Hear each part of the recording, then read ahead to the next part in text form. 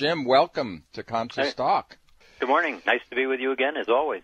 It's great to have you back, Jim. You are our expert in talking about the energies that are at play today, and the shift that we are going through, and it's rapidly expanding. At least it feels that way for us. So I think the basic thing we want to start off with, just to refresh everybody's memory, and for those who are new to our radio show, what is the shift?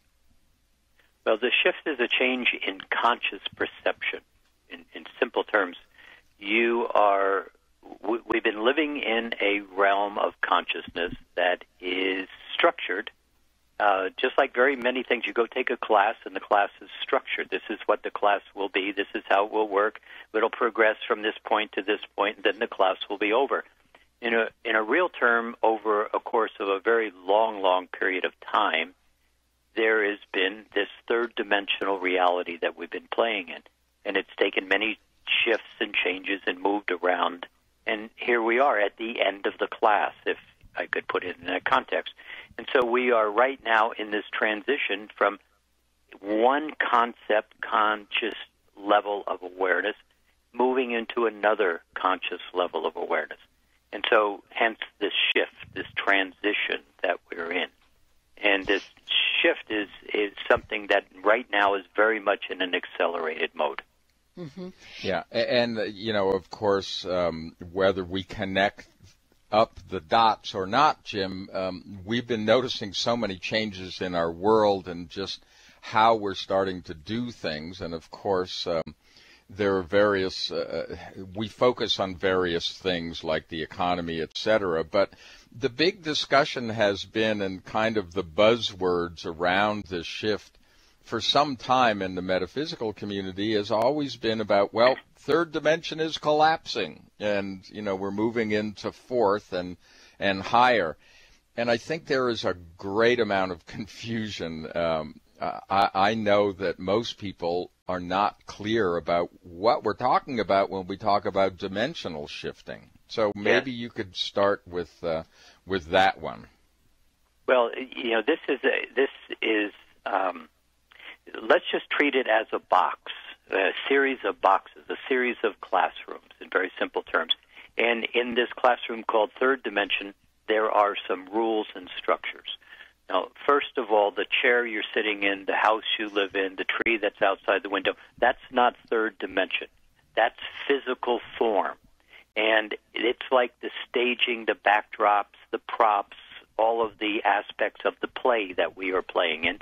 The physical form is simply the backdrop. So, but the structure is kind of a set of rules of how the game unfolds. And so the third dimension has a number of components. It has something called linear time, past, present, future, and then you die. Time is an aspect. It is not a fixed concept. But in the third dimension, it's kind of how we play. Third dimension also is conditional. There's nothing unconditional about the third dimension. That begins to play out in the fourth dimension. It is also structured in a very rigid structure. We use words like always and never. I'll never trust him. She will never be my friend. And so in the third dimension, when you play in those, there's not very much flexibility. That rigidness is what is falling away. And it's a very interesting method in which it's falling away. It's as if you have 100 pieces of checkers on a board, and you begin to remove a black one here and another black one there, and then you add another red one over here. And over the course of a time element, the black ones start to simply disappear, but you don't see them disappearing one by one by one. And all of a sudden the next day arrives and something looks different about the game board. And then the next day arrives and something looks different about the game board.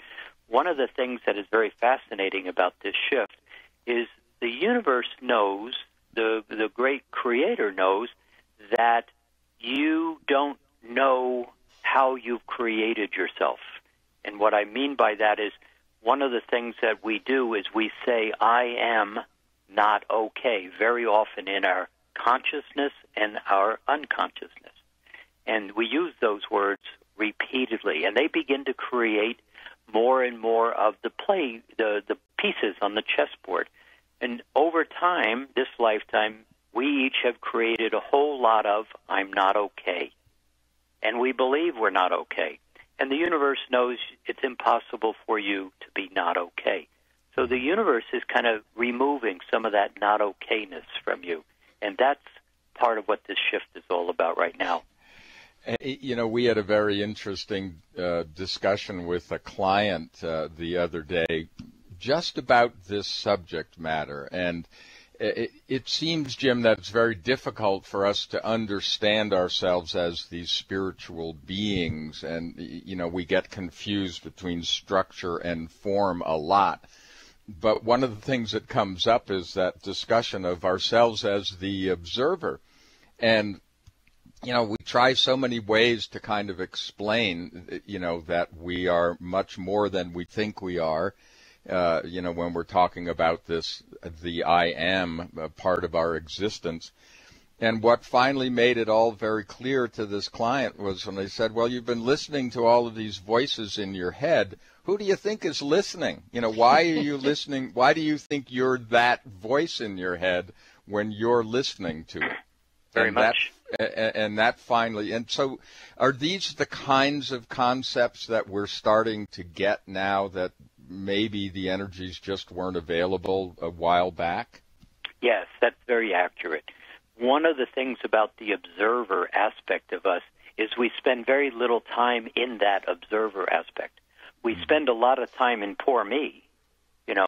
Mm-hmm. One of the things that we observe, though, is not ourselves, but the external world around us. And then we begin to create our image of ourselves based on how we are either perceived or how we fit into that world around us. Very much third dimension. You simply are okay based on what they out there think of you in here. Mm-hmm. To compound that, to a great extent, how you think of yourself in here is based on somebody told you once upon a time you were not okay. And you went, oh, I didn't know that, but now that I know that, thank you for telling me, but this is a miserable thing. And we walked around carrying that I'm not okay.